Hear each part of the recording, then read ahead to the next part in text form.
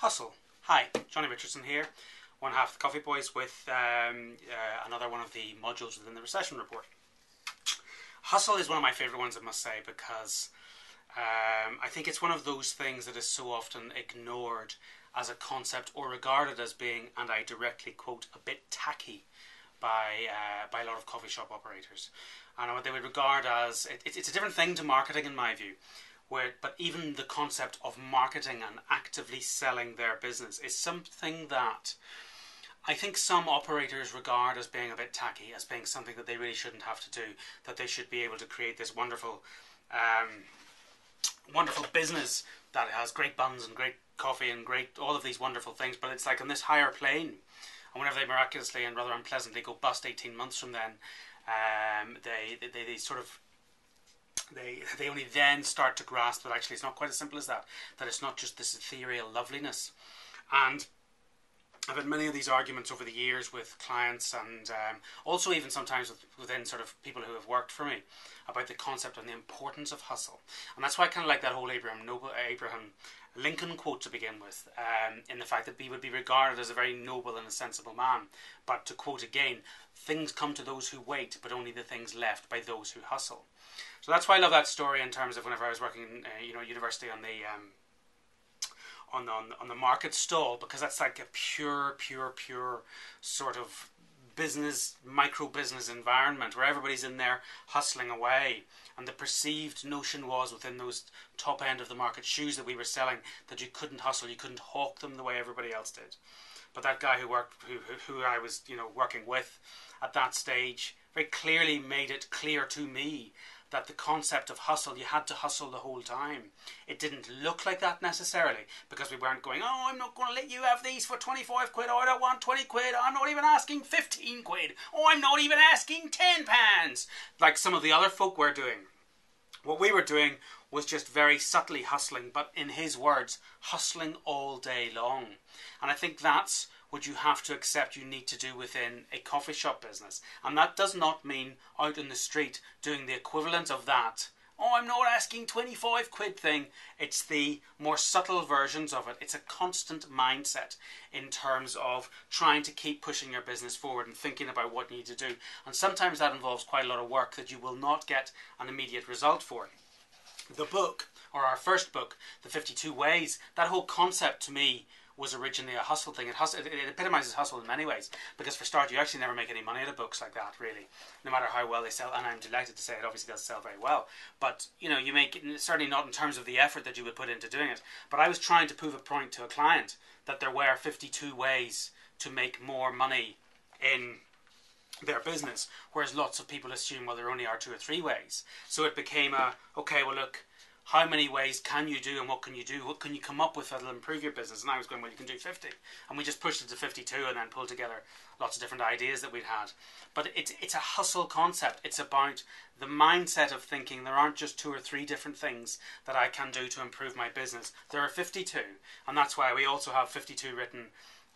They're not finished properly yet, but there's 52 PR ideas, we've got our free publicity ideas, and I've written a 52 ways to train to recruit better staff, because that's a classic one that people think there only are 2 or 3 ways for. So it's a hustle concept to change the mindset sometimes of the people that you're working with, and that would include from your perspective very often in terms of staff.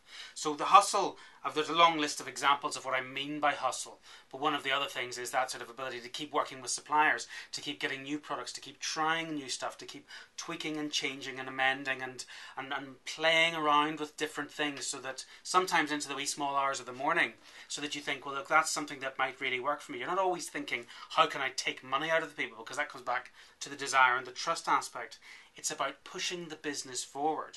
So it's about then trying new products. It's then about getting them out there and sampling them. It's actively sampling them to the customers. It's letting them try them. Hustle to me is also to a very large extent about being a wee bit cheeky over various things. It's about pushing your luck with signage. Good signage in the right environment can make a huge difference to the success or otherwise of your business. Push your luck with your signage, make it a wee bit bigger. Push your luck with the planners. Push your luck in lots of different ways to get your fair share of the commercial environment within which you're working. It doesn't have to be a Del Boy way, as I say. Don't get that mindset away. hustle is really crucial aspect in terms of getting new staff. You need to be constantly looking out there for great people, and you need to feel a little bit comfortable sometimes with the concept of poaching. And I don't mean actively going out and stealing, but just making it really aware that you're a good guy to work for, a guy or a girl to work for. The whole networking take 5 people part of this report is a hustle thing. It's about getting out there and sometimes talking to people who can be of benefit to you whenever you actually can't be bothered to do that. Because most of us really can't be bothered sometimes to do that. So it's sometimes getting out there when you wouldn't normally get out there. It's about getting out there and talking to your customers. It's about making sure your staff talk to your customers. It's about not sort of necessarily living in some form of dream world where you just think, I'll push out a great product out there. It's about sometimes hearing bad news back from those customers and then acting upon it. So it's going out there and really asking what it is that they think about what it is you've provided. And the flip side of that is that sometimes you need to understand the language, because when somebody says everything's fine, you need to know, we all know that fine is not okay. So hustle is about going that wee bit deeper so that you get really deep into what people think about what you're doing. It's about probing and questioning all the time, taking it with a pinch of salt, because we all know that sometimes what people say isn't actually what they're thinking.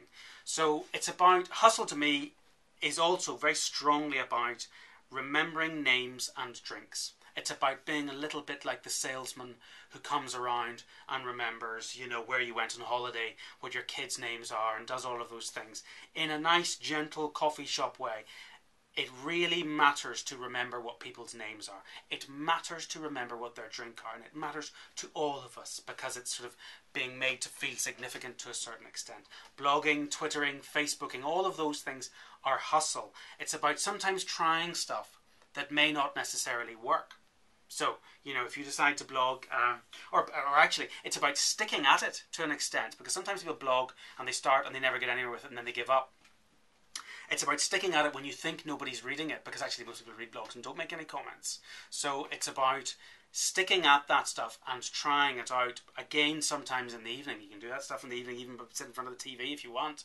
But it's about maybe just thinking all the time, what can I do to extend the range and hustle a wee bit to make the business keep going forward.